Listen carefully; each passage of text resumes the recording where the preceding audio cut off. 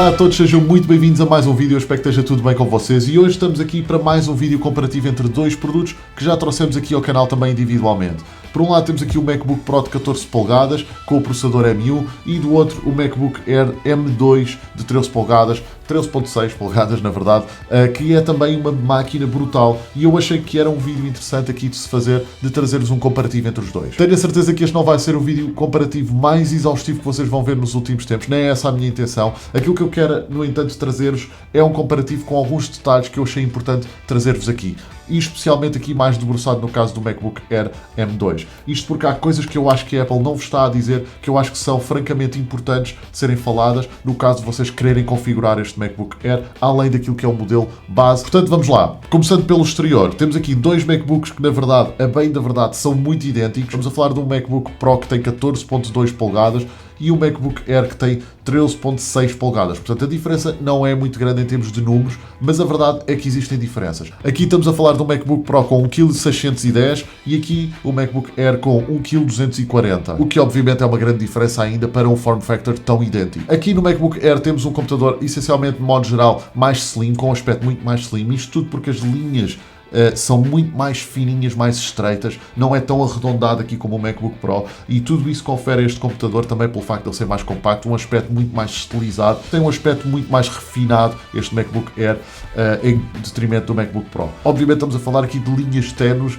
todos eles têm realmente características fenomenais em termos de design, então isso não deixa escapar nada e de facto aqui no MacBook Pro também temos um computador muito refinado, mas claro, com um aspecto mais bruto, por assim dizer, mais de combate, quase parece um tanque. E aliás é um design muito industrial que remete àquilo que era o início dos MacBook Pros da Apple. Portanto, temos um computador que não é tão compacto como o MacBook Air, ainda assim para a performance e para aquilo que temos aqui dentro é um computador bastante compacto, mas claro que tem aqui algumas questões até técnicas que impedem que de facto o form factor não seja tão compacto como o caso do MacBook Air. Desde logo a questão, o facto de ter uma refrigeração ativa. Ao contrário do que acontece no MacBook Air, tem um sistema de refrigeração apoiado em duas ventoinhas. Portanto, tem entradas e saídas de ar, tem duas ventoinhas, tem todo um sistema de canalização super eficiente para realmente promover o airflow dentro dos componentes do MacBook, para conseguir manter durante o maior período de tempo a performance máxima destes processadores.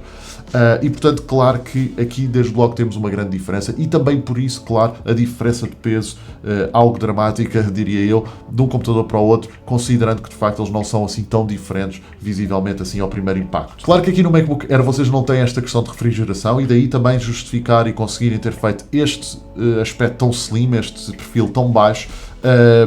No entanto, tem também aqui um processador extremamente potente. Aliás, este computador assenta em duas grandes características, que é o facto de ser completamente fechado, e isso quer dizer que não tem o sistema de ventilação ativo, ou seja, não tem ventoinhas, não tem entradas e saídas de ar, e isso faz com que o computador trabalhe sempre, independentemente daquilo que estejam a fazer, de forma silenciosa. E depois, por outro lado, também tem um processador mais focado na eficiência energética e por isso também não tão focado na performance e que também não aquece tanto. Obviamente a diferença é grande, como vocês podem perceber pelos números, ainda assim, por incrível que pareça, e fiz os testes precisamente para tentar perceber isso e é escandaloso, este MacBook Air consegue ter uma performance superior ao nosso MacBook Pro 16 polegadas, que também trouxemos aqui ao canal no passado, um MacBook de 2019. Esse MacBook Pro ainda tem o processador Intel, portanto um i9, bastante potente até, e apesar de estar com as specs todas no máximo, ainda assim este MacBook consegue ter um desempenho superior ao MacBook Pro Intel. É impressionante. Naturalmente, com todos estes esforços de tornar o MacBook Air uma máquina mais compacta,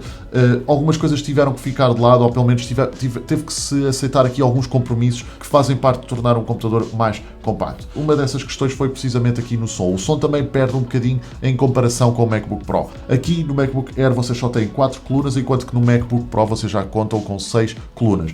No MacBook Air tem as 4 colunas direcionadas para o ecrã, são as únicas que estão presentes, o som é projetado do ecrã para vocês. No MacBook Pro, por outro lado, tem estas barras laterais junto ao teclado e que dão um som muito mais imersivo, que obviamente se traduz no melhor proveito quando vocês estão a ver um filme ou uma série, o que quer que seja. Tem um som aqui com uma qualidade muito boa, mais presença dos graves e um som mais imersivo, de modo geral. No MacBook Air isso já não se passa exatamente da mesma forma, no entanto, tanto um computador como o outro tem um som, uma qualidade de som fenomenal e estão extremamente bem equalizados para aquilo que é o form factor de cada um. Em termos de conectividade, aqui a coisa também é muito simples. Como se pode esperar aqui no MacBook Air, tem menos conectividade, faz parte, mais simplificado. No MacBook Pro é onde vocês têm realmente as coisas já a um outro patamar. No caso do MacBook Pro 14, vocês têm, em termos de conectividade, duas Thunderbolt 4, uma entrada de fones e também uma MagSafe. Do outro lado, um HDMI, outro Thunderbolt 4 e ainda um leitor de cartões. Isto é extremamente conveniente. No caso do MacBook Air, as coisas, como eu disse, são mais simples. Portanto, tem essencialmente duas Thunderbolt, neste caso Thunderbolt 3.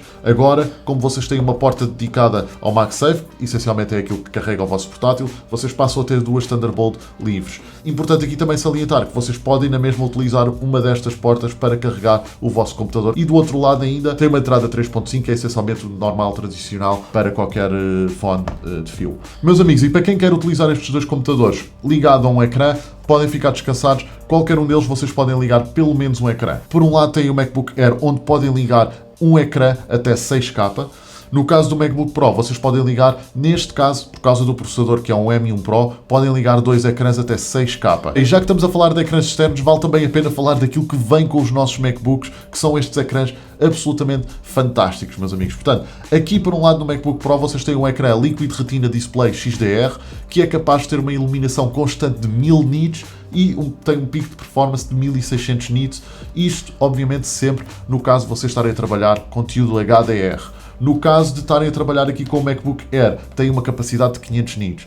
E de repente, dito assim, em termos de papel e de características, é uma grande diferença, mas acreditem, vocês têm capacidade aqui para fazer um bom trabalho em termos de vídeo, querem fotografia. Nunca tive razão de queixa, mesmo nos modelos passados. Eu acho que a Apple faz aqui um trabalho irrepreensível, brilhante, portanto já não é de agora e eu acho que aí não tem muito o que dizer. Só quero aqui transmitir-vos de facto as características essenciais de um ecrã e do outro. Obviamente também temos aqui outras características, nomeadamente a densidade de pixels. Aqui é maior a densidade de pixels do que aqui, mas como eu vos estou a dizer, tem uma excelente capacidade de trabalho aqui, tanto no ecrã como no outro. E ainda no âmbito da qualidade de imagem, já que estamos a falar de ecrãs, etc., vale a pena referir que existe aqui uma outra característica que pode fazer muita diferença na qualidade da imagem. E estamos a falar do ProMotion. Infelizmente o ProMotion vocês só têm disponível aqui no MacBook Pro. É mais uma vantagem deste ecrã que faz a diferença, de facto, na produção de conteúdo e mesmo no dia-a-dia quando vocês estão a fazer web browsing, etc. Isto porque o ProMotion permite-vos ter um refresh rate da vossa tela até 120 Hz. Para além do mais, é um refresh rate variável,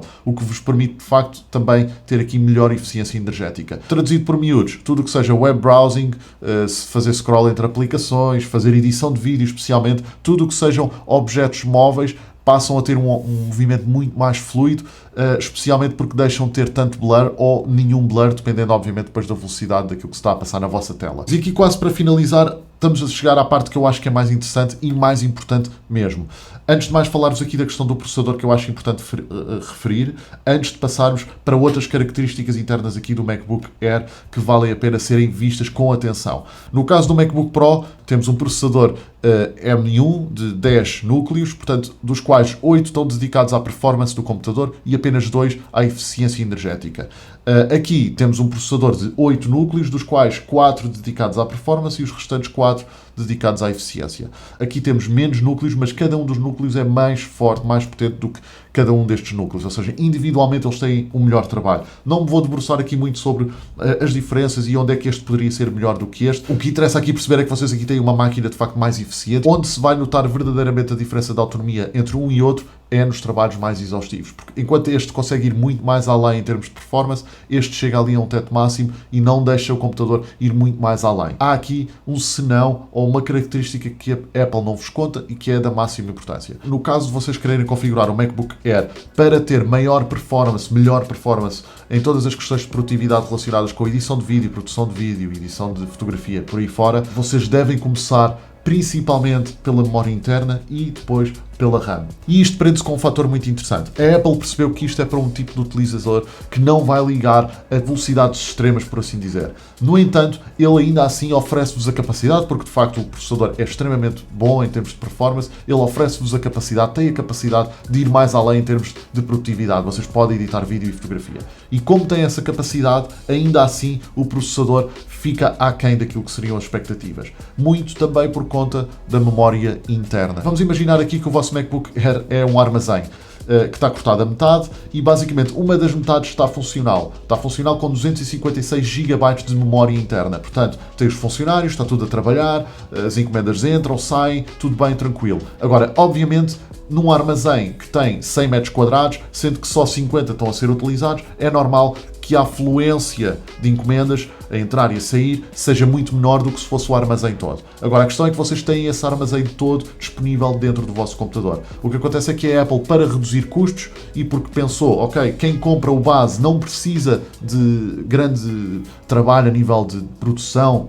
de coisas mais complexas, e pensou bem, vamos reduzir custos e portanto nós temos aqui uma motherboard que é possível configurar com 2 memórias internas, no entanto nós vamos só aplicar aqui uma. Se vocês fizerem upgrade para a versão de 512 GB, o que acontece é que eles introduzem-vos aqui 2 chips de 256 GB, o que quer dizer que vocês ficam literalmente com o armazém inteiro desbloqueado e portanto a afluência de informação, a afluência de encomendas é muito superior ao que seria se vocês só tiverem 256 GB. Portanto, aquilo que vocês podem depreender, e muito bem, é que basicamente vocês ficam com um MacBook Air muito mais rápido, mais versátil em todos os aspectos. Tudo o que é leitura e escrita de dados, quer internamente, quer entre o computador e outros dispositivos externos, vai melhorar muito. Mas a questão aqui é que com estes upgrades vocês ficam a uma configuração de 350 € em relação ao MacBook Pro que temos aqui. E era aqui que eu queria chegar, porque se vocês começam realmente aqui a configurar o vosso MacBook Air, a pensar na performance para esse tipo de trabalho, se calhar pode valer a pena começarem a olhar para o MacBook Pro. Porque a partir deste momento, tudo o que sejam upgrades já fica ao preço ou mais caro até do que este MacBook Pro base. E eu digo-vos uma coisa, este MacBook já é muito melhor do que o MacBook Air, mesmo com as configurações que estamos aqui a falar. Perdem muita coisa, claro que sim, perdem a questão da autonomia, a portabilidade, é um computador mais robusto, com maior volume, mais pesado também, portanto há algumas coisas aqui que não são tão favoráveis em relação ao MacBook Pro, mas se de facto vocês estão à procura de um pouco mais de performance, não só pelo valor que estão a pagar, mas também por aquilo que vocês têm em termos de valor pela performance, aí já vale mais a pena irem para o MacBook Pro.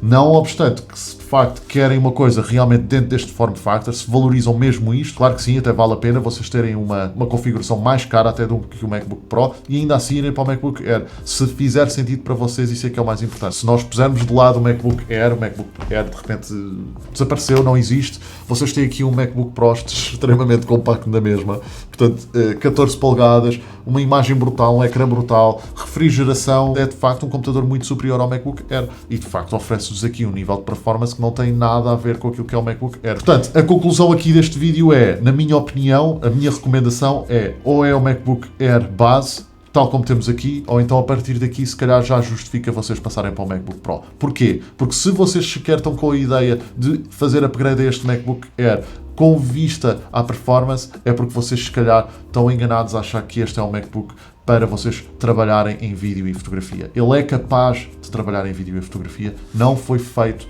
para trabalhar em vídeo e fotografia, são coisas diferentes. Este foi feito para trabalhar em vídeo e fotografia e tem um excelente desempenho nisso. Este foi pensado em ter maior autonomia, um form factor mais pequeno, mais portátil, etc. Simples. É tudo o que eu tinha para vos dizer. Eu espero que vocês tenham gostado deste vídeo. Espero realmente que vos tenha ajudado este pequeno detalhe agora aqui no final do vídeo, relativamente especialmente aqui à memória interna do vosso MacBook Air.